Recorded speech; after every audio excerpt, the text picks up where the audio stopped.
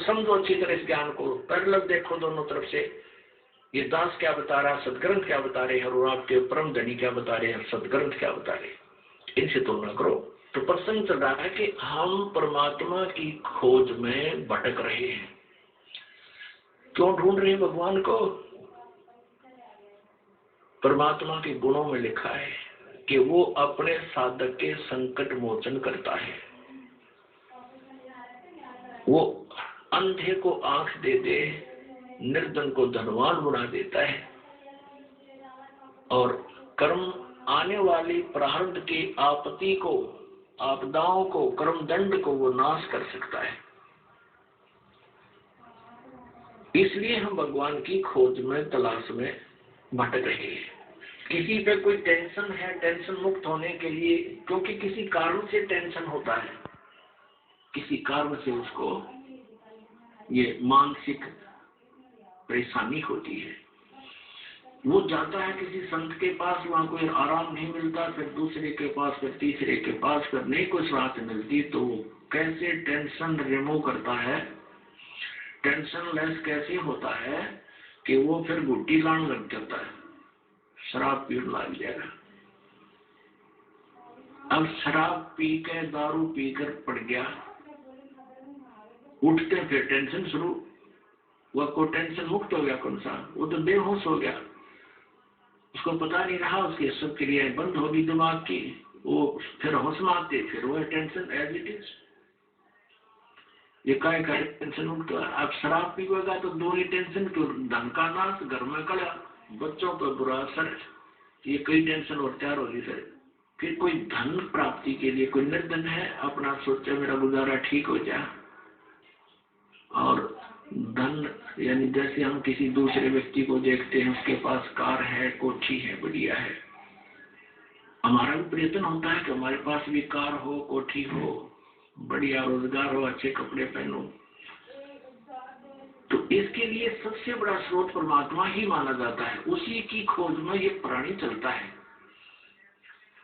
इसी प्रकार नकली गुरुओं के पास जो शास्त्र विधि त्याग का मनमाना आचरण बताते हैं, मनमाना साधना बताते हैं, जैसे कोई 5 नाम देता है, ओंकार, ओंकार, ज्योति निरंजन, सोहम और सतनाम, ये 5 नाम काल के। कोई हठ योग बताता है, 2.5 घंटे सुबह, 2.5 घंटे शाम, ये भी काल साधना है, व्यर्थ साधना है।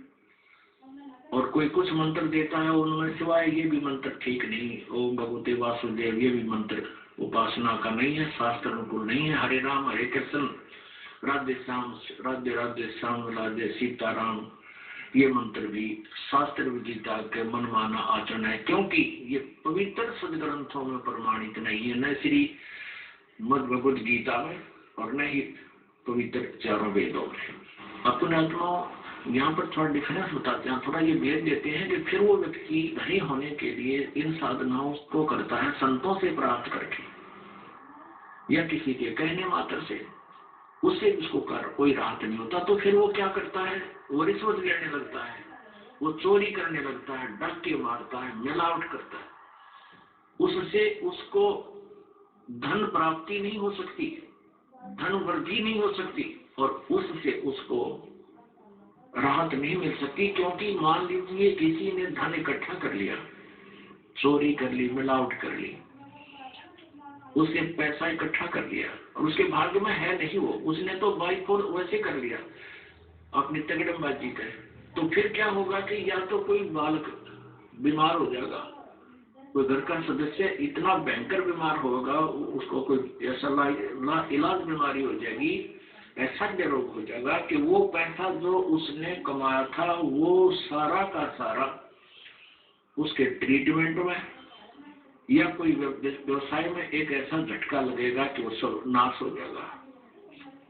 एक व्यक्ति बताता था कि मैं भैंस लेकर आया, कहीं मुश्किल से कुछ जुगाड़ हुआ था पैसे का, यानी कुछ 2-4 हजार घर पर जोड़े, 5-6 हजार किसी रिश्तेदार से लोन लिया, 8-9 हजार की भैंस लाया, वह भैंस दे दी डुप्लीकेट, यानी वह 8-9 महीने की ब्याई हो चुकी थी, उसके नीचे ताजी ब्याई भैंस का काटू ला दिया, काटड़ा कटिया बच्चा, तीसरे दिन नाइट की, दूध नहीं दिया, नहीं दूध हुआ ठीक हो ना, वह गर्भवती नहीं थी।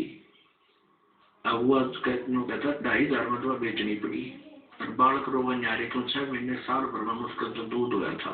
फिर वो बता रहा था इस ज्ञान से परिचित होने के बाद कहने लगा जी एक दिन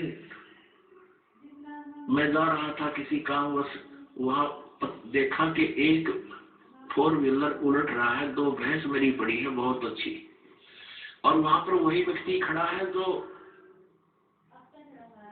जिसने मेरे से धोखा किया था, एक मेले से लाया था वह।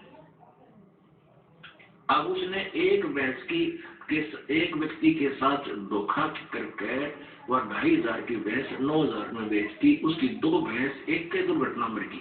अब कहने का भाव यह है कि जो हम 2 नंबर का पैसा इकट्ठा करते हैं वो तो रह नहीं सकता, क्योंकि परमात्मा ने उसके भाग्य में नहीं लिख रखे, और उसको